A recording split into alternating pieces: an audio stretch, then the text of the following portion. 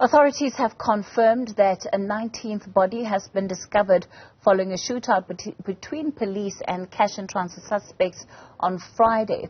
Officials say investigations into the group started as far back as January.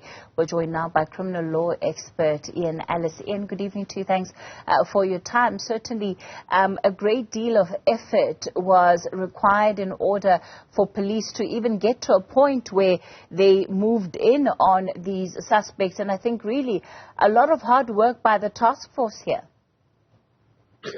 Good evening, Kathy, and good evening to the viewers. It's certainly the case there, and it actually shows that the task force has been carrying out its mandate quite effectively and following through with its investigations and not being derailed that easily. Let's talk about how difficult it is to actually crack syndicates of this nature.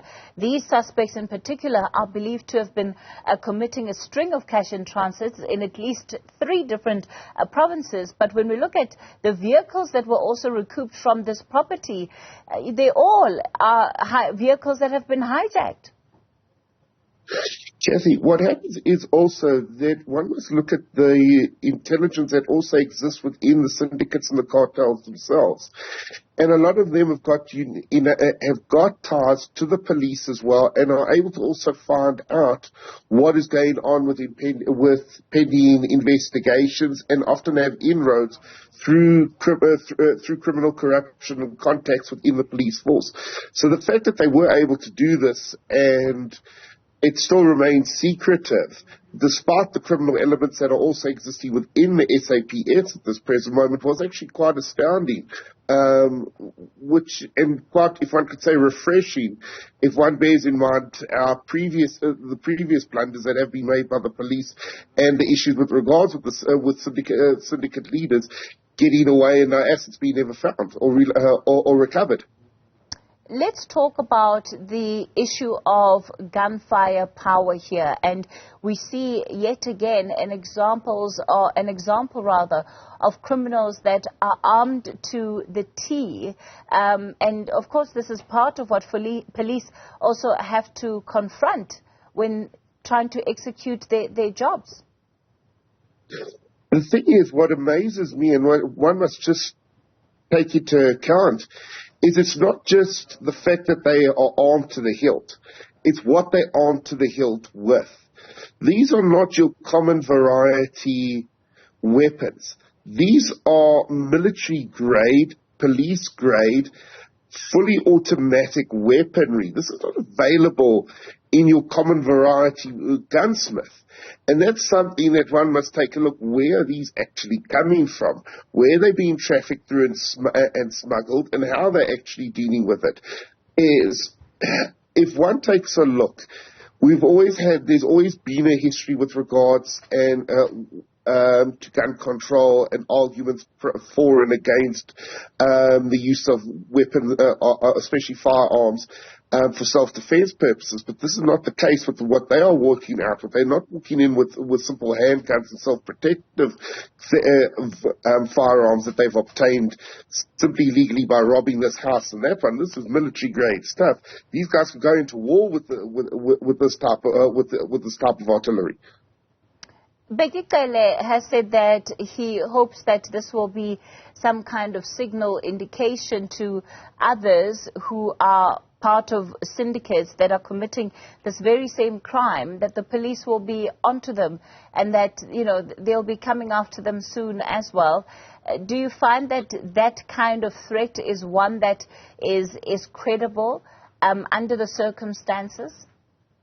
Unfortunately, looking at the source with Mr. Mfele and his history with regards with the police and his success rates, it's left a lot to be desired, and I don't think he should be counting his chickens before they hatch. A successful raid in the circumstances, and one successful, if one could say, majorly successful task force mission that's been completed, doesn't the country save?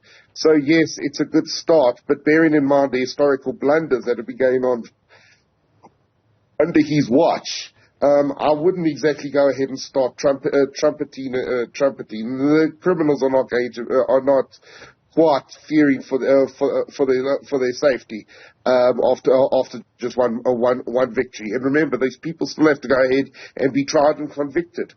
So there's still a long way uphill still to go for Mr. Tsele and the rest of the NPA as well.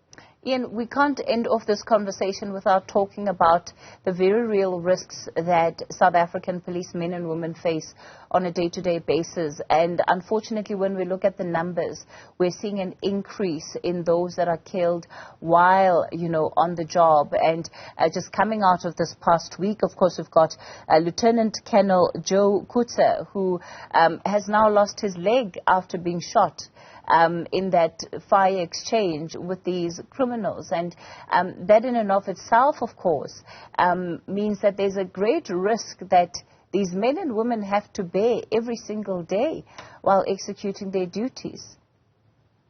It's actually incredibly sad. And what also makes it even sadder, especially in light of the extent of the police corruption, is that both directly and indirectly, a lot of very good police officers and honest police officers are sometimes losing their lives or caught in battles because of conduct of their brothers in this matter, and that there's certain of the police who are aiding more the criminal syndicates than actually doing what they're supposed to do, and that is A, protect the public, and B, protect the public servants, like the police officials, your medical rescue parties, and they're basically sending them down the drain with their own internal acts of corruption, which is tragic.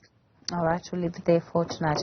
Ian Allis is a criminal law expert.